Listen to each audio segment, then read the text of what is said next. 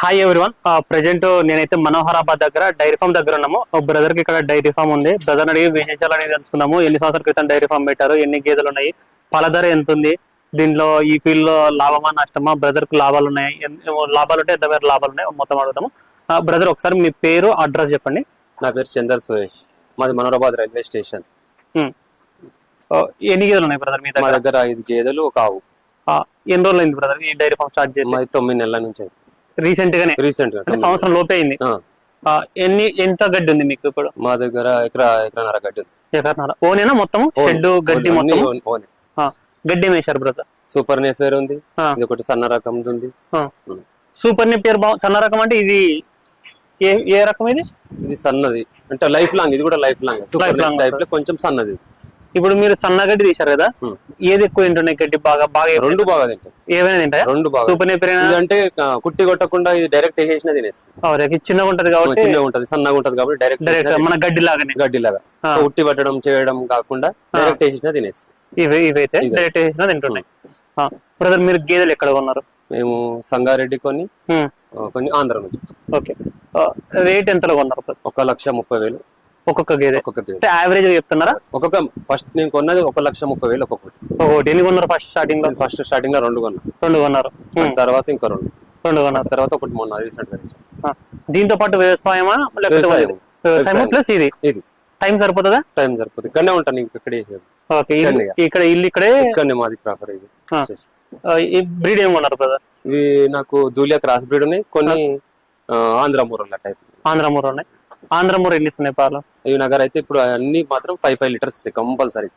5 litres compulsory ఇస్తున్నాయి. ఈయనప్పుడు అంతే ఉన్నాయి, ఇప్పటి వరకు నా బర్రెలు అంతే ఉంది. ఇప్పుడు 6 months ప్రెగ్నెంట్ ఉంది, 4 లీటర్స్ ఇస్తుంది. ఇంకా సంగారెడ్డి తీసుకున్నాం. ఈ సంగారెడ్డి దూలియా క్రాస్ బ్రీడ్ 4 ఇస్తుంది.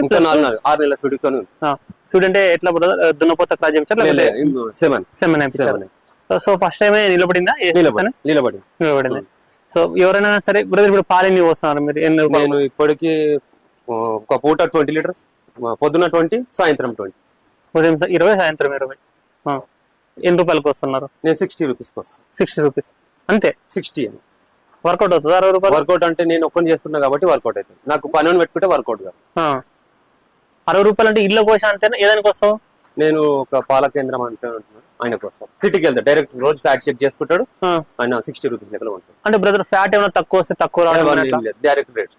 సో ఇప్పుడు మీరు ఫ్యాట్ ఫ్యాక్టర్ అంటున్నారు కదా, ఫ్యాట్ అనేది ఈనప్పుడేమో కొంచెం తక్కువ వస్తుంది, తరపై కొద్దేమో కొంచెం ఎక్కువ వస్తుంది. అంటే 5-6 నెలలు అంటే వాటర్ శాతమే చెక్ చేసుకుంటాడు ఆయన. వాటర్ శాతమే, ఫ్యాట్ బీట్ అనేది ఫ్యాట్ లేదు, ఏది లేదు.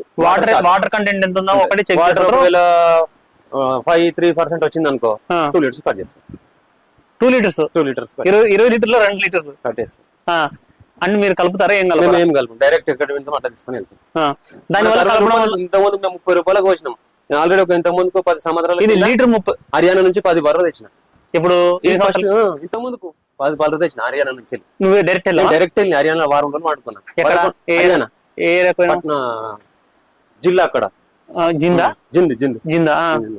10 బర్రెలు తెచ్చిన అక్కడ. అప్పుడు బీహార్ పెట్టుకున్నా, మంచి లాభం వచ్చింది. అప్పుడు ఎంత 30 రూపీస్కే వచ్చిన. 30 రూపీస్కి వచ్చిన. మలక్పేట్ గంజిలో వచ్చిన. ఇక్కడ 30 రూపీస్ వేరే డైరీ ఫార్మ్ కి వచ్చిన.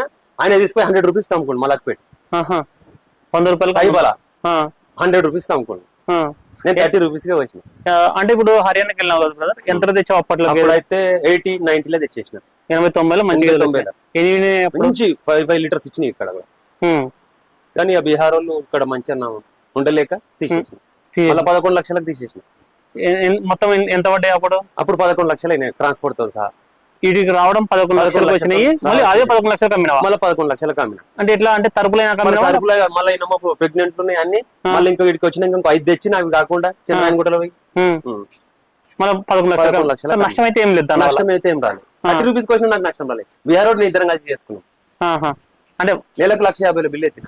అప్పుడు 30 రూపీస్ పోయాము కూడా. 50,000 పోయినా 1,00,000 రూపాయలు మిగిలిన. 50,000 దానకు, 20,000 10,000 నా ఖర్చు, ఇయ్యారని ఖర్చు. అంటే నీకు బాధ అనిపించలేదు అంత మంచి? అంటే దగ్గర అప్పుడు వర్షాలు లేవు, ఏమి లేవు. ఒక్క సింగిల్ బోర్ 2 బోర్లు వేసిన. వాటర్ తాగనీకి అంతే, కింద ఫ్లోరింగ్ ఆడుకోనికి. ఇంత సొప్ప కూడా లేదు అప్పుడు. బోర్లు మొత్తం ఏం ఎండిపోయింది, కాలమే లేదు అప్పుడు. ఇప్పుడు ఫుల్ కాలం ఉంది, నాకు పొలం ఉంది. ఇప్పుడు చేస్తాం నేను ఉన్నా కానీ పైసలు పైసలు లేవా? పైసలు తేవాలి కదా. ఆ. ఇప్పుడు 11 లక్షలు అయినాయి ఇప్పటికి. ఇప్పుడు 5 బార్లు షెడ్ వేస్తాను. షెడ్కి ఎంత అయింది? షెడ్కి 1,50,000 అయింది. 1,50,000. 1,50,000 అయింది. కరెంటు బిల్లు అంటే మీరు షెడ్ మిగిలిచ్చినారులే, షెడ్ కు మీకు తక్కువనే పడింది. 1,50,000 మీకు అంటే మినిమం ఇప్పుడు 20 పడతాయి. ఇక్కడ అక్కడ 20 పడతాయి. మళ్ళీ మీరు 20 కలిపి కూడా 1,50,000 అంటే బడ్జెట్ లోనే కట్టేసారు. ఇదైతే ఫ్లోరింగ్ అవన్నీ ఉన్నాయి కదా ముందుగా. ఉన్నదాన్ని షెడ్ వేసారా? షెడ్ రేట్లు పైపులన్నీ నా బోర్ పైపులు రేట్లు పైన తెచ్చిన. సో అందుకు మాత్రం మీకు 1,50,000 అయింది, లేకపోతే ఈ బడ్జెట్ లో రాదుగా.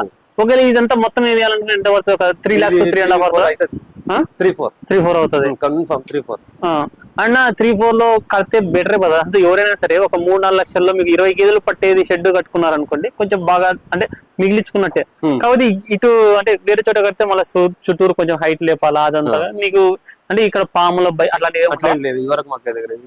పురుగు బుట్ట అట్లా ఏం రావు. ఇప్పుడు మీకు నెలకు ఎంత వస్తుంది అమౌంట్? 80 వస్తుంది మొత్తం అమౌంట్ 80,000 వస్తుంది ఇప్పుడు ప్రెసెంట్. 80,000 9 months నుంచి 80,000 వస్తుంది ఇప్పటి వరకు కూడా.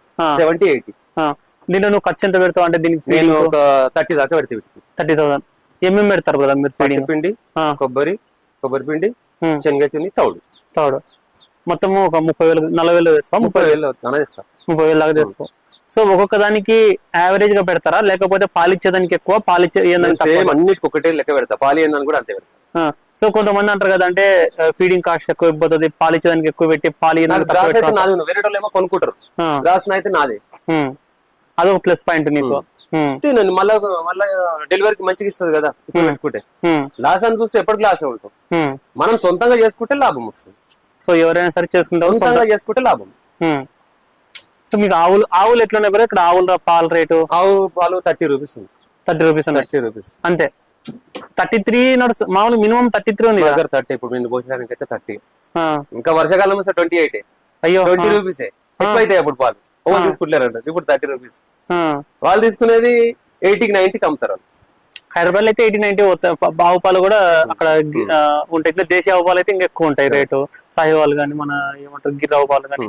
ఇప్పుడు అంటే ఒక్కొక్క ఏరియాలో ఒక రకం ఉంటుంది. ఇప్పుడు అవే పాలు ఫర్ ఎగ్జాంపుల్ నిజాంపేట, ఇక్కడ కూకట్పల్లి 100 పోతాయి, 100 పోతాయి.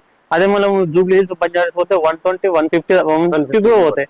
డిమాండ్ ఏరియా బట్టి పాలు పోతాయి. సిటీకి మేము కొంచెం దూరం ఉన్నాం, దగ్గర ఉన్నాం. ఇంకా నయం మాకు 60. ఇంకా అక్కడ పోతే మొత్తం 30-40 రూపీస్ ఇప్పటికి కూడా పాలు. ఏ ఊర్లో ఇప్పుడు అట్లా 40 రూపీస్ 50 రూపీస్ ఇక్కడ పోతే తుపాకులపల్లి, గూడెం అవన్నీ ఇప్పుడు మాకంటే తక్కువ. ఇంకా తక్కువనే, ఇంకా 3 రూపీస్ తక్కువనే. ఇదే మనోరాబాద్ ఉన్నదా 40 రూపీస్. ఇంకా గేదె పాలు ఇంకా ఆ రేట్లలో పెట్టి ఏమొస్తుంది? 40 రూపీస్ 45 రూపీస్ 4 బార్లు పెట్టుకుంటారు, ఇంటికాడ పెట్టుకుంటారు, చెల్ల వెళ్తారు, తినేసి వస్తాయి. అట్లా ఇప్పుడు షెడ్యూల్ లాగా ఉంటది. అది ఇప్పుడు రాతాలు పోసుకుంటే లాభం ಇಲ್ಲ. ఫర్ ఎగ్జాంపుల్ మనం లెక్కేద్దాం బ్రో. ఇప్పుడు ఒక గేదె ఉంది, ఇప్పుడు మీరు 1,30,000 పెట్టి కొంటే, ఫర్ ఎగ్జాంపుల్ నీకు 1.5 రూపీ ఇంట్రెస్ట్ రేట్ వేసినా సరే, ఇప్పుడు 1,1500 వచ్చినట్టేగా. 1500 అది ఇంకా ఏం చేయకుండా 1500 ఇంట్రెస్ట్ కైనా వస్తున్నట్టే. సో మీరు దానిపైన మిగిలిస్తేనే ఏదైనా సరే మిగిలిచ్చినట్టు, అంతే కదా. ఫస్ట్ మాత్రం తెచ్చుకున్నప్పుడు మాత్రం మిగిలాయి, సెకండ్ ఇతర నుంచి మిగులుతాయి. దాని దూడలు గానీ ఏదైనా బతికితే మనకు ప్రాఫిట్ వస్తుంది. అది మాత్రం దూడలు లేకపోయింది అనుకో, నెక్స్ట్ ఈత డెలివరీ అయితే అప్పుడు మనకు ప్రాఫిట్. అప్పుడు ఫస్ట్ ఈతకు మాత్రం తెచ్చినప్పుడు మాత్రం ఫస్ట్ కొంచెం ప్రాఫిటే ఉండదు, లాసే ఉంటాం. సెకండ్ డెలివరీకి మనకు కొంచెం ప్రాఫిట్. సో ఫస్ట్ ఈతకి ఏంటంటే మనం పెట్టిన ఖర్చు వెళ్తుందా? మొత్తం వెళ్తాయి. వెళ్తుంది, కొన్నిటి వెళ్తుంది, కొన్నిటి వెళ్ళదు. మంచి ఫ్రీడ్ ఉంది. ఇప్పుడు ఇది మంచిగా ఇచ్చింది అనుకో, దీనికి వెళ్తుంది. దీని పక్క దాని కూడా వెళ్ళదు. ఒకవేళ దీని పక్క దాని కూడా ఇది కూడా తీయొచ్చు. ఇప్పుడు గేదెల సెలెక్షన్ అనేది ఎట్లా చేయాలి బ్రదర్? అంటే ఇప్పుడు గేదెలకు వెళ్ళిన వాళ్ళు కొంతమంది అంటే తీసుకునేటప్పుడేమో మేము అక్కడ 5 లీటర్లు చూసాము, 6 లీటర్లు చూసాము, పూటకు 2 పూట చూసుకున్నాం. కానీ మా దగ్గరకు వచ్చేసరికి అది 4 లీటర్లు ఇచ్చింది, 3 లీటర్లు ఇచ్చింది అనేది అంటారు. అది గేదెలో ప్రాబ్లం ఉంటుంది, లేకపోతే వీళ్ళ దగ్గరకు వచ్చిన తర్వాత ఫీడింగ్ పట్టక, దానికి సరిపోక, లేకపోతే వెదర్ సెట్ అవ్వక అలాంటి కేసులు ఉంటాయా? 2 కేసులలో ఇలాంటి ప్రాబ్లమ్స్ ఉంటాయా? ఫస్ట్ మనం వాళ్ళ దగ్గర ఉన్న వాళ్ళ వెదర్ చేంజ్ కరెక్ట్ ఉంటది కాబట్టి ఇస్తుంది. దాని నుంచి ఇప్పుడు 5 డేసా 3 డేసా జర్నీ చేసే లోపల మాది ట్రావెలింగ్ లో కొంచెం దిగిపోతుంది. దిగిపోయిన ఇప్పుడు మన దగ్గరకు వచ్చిన మన వాతావరణం పడదా అప్పుడు ఆడ ఇచ్చింది ఇటు ఇస్తలేదు అనగానే మనం పెట్టంగానే దానికి వాతావరణం పడాలి. ఇక్కడికి వచ్చినాక మన వీడు నచ్చదా అట్లయితే తెలుస్తుంది. అదే అనగానే రాగానే 2 రోజులకు ఏమంటే వారం 15 రోజులు మినిమం 1 వీక్ పడుతుంది. 1 వీక్ లో తెలుస్తుంది దాని గురించి ఇచ్చేది. ఇప్పుడు మీరు ఆడ ఏం ఫీడింగ్ పెట్టి మనం ఈడ ఏం ఫీడింగ్ పెడుతున్నాం తెలియాలి. అంటే ఇప్పుడు కొంతమంది ఉంటారు అసలు వాళ్ళకి బేసిక్ నాలెడ్జ్ కూడా ఉండదు, పోయి తీసుకొస్తారు. అది అంత సాఫ్ట్వేర్ చేసే పని అదంతా. వాళ్ళు చేద్దాం పెట్టేద్దాం అయిపోతుంది, 4 రోజులు కానీ బేరడు పోగానే మళ్ళీ అన్ని ఇప్పేస్తారు. అంతేనా? ఇప్పుడు మా దగ్గర కూడా చేసి ఫస్ట్ 4 పార్ట్నర్ ఫస్ట్ దీంట్లో ఫస్ట్ 4 పార్ట్నర్, ఇప్పుడు 3 సాఫ్ట్వేర్ ఒక్కరు రైతులు. అంటే ఇప్పుడు 9 నెలల క్రితమా లేకపోతే 10 సంవత్సరాలు అవుతుంది. ఫస్ట్ ఆల్రెడీ వాళ్ళు లేకముందుకే నాకు 10 బర్రెలు, నాకు జంగల్లో కొడితే నెలకు 30,000 బిల్లు ఎత్తుతుంటి, 30-40,000 బిల్లు కొత్త 30 రూపాయల కాడికి వచ్చి. అప్పుడు జోబులుండే పైసలు ఉండే, మా వాళ్ళతో కలిసి లాస్ట్ అంటే పార్ట్నర్షిప్ లా సాఫ్ట్వేర్ నేను ఒక్కని రైతును లేదు. అంటే వాళ్ళు ఏం చేయరు, నువ్వు మాత్రం ఈడే చేయాలా? అంటే వాళ్ళ అంటే పార్ట్నర్ 1,50,000 బిల్లు వచ్చింది, అందరం కలిసి మళ్ళీ 11 లక్షలకు కమ్మింది. లాస్ అయినా ఎందుకంటే పాత బర్రెలు ఉండే నాకు ఆల్రెడీ ఫస్ట్ 8 బర్రెలు ఉండే, 8 లక్షల బర్రెలు ఉండే, అన్ని 5 లీటర్లు ఇచ్చేటి అప్పుడు కూడా ఇదే మీడియం గా. అంటే ఇప్పుడు నువ్వు పార్ట్నర్షిప్ అప్పుడు డబ్బులు లేక వాళ్ళని కలుపుకున్నావా లేకపోతే లేదులే వాళ్ళు కలుస్తా? ఆల్రెడీ నాకు బర్రెలు ఉన్నాయి, నేను పెడతామని వచ్చారు, పెడతామని వస్తే అందరం కలిసి నేను ఒక 5 లక్షలు ఇచ్చి అట్లా మంచిగా 2 లక్షలు వేసుకొని 11 లక్షల మీద తెచ్చింది. అట్లా మెల్లగా ఏం చేసి కాలం పోతానే ఉంది, మేము పోతానే ఉన్నాం, గడ్డి లేదు అన్ని లేదు, మెల్లమెల్లి వెనక అయిపోయింది. వాళ్ళకైతే లాభాలు వచ్చినాయి, వాళ్ళకి లాభంతో వెళ్ళిపోయారు. ముగ్గురు, నేను ఒక్కనే లాస్ అయ్యాను, 8 లక్షల రూపాయలు లాస్ అయ్యాను, 8 లక్షలు.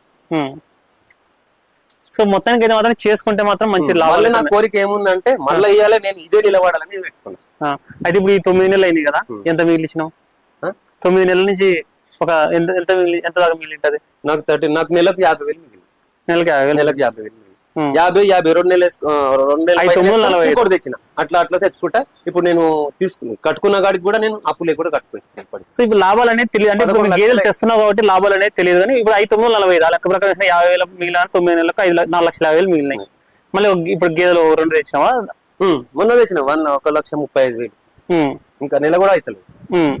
సో అట్లా తెస్తూనే ఉన్నావు, ఇంకా పెంచాలి ఇంకా ఎంత లిమిట్? ఎంత 20 దాకా ఉంది, 20 దాకా పెట్టాలని ఉంది.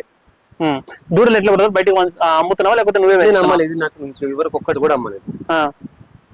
ఈ దీంట్లోనే పెంచుకోవాలని నాకే దూడలా?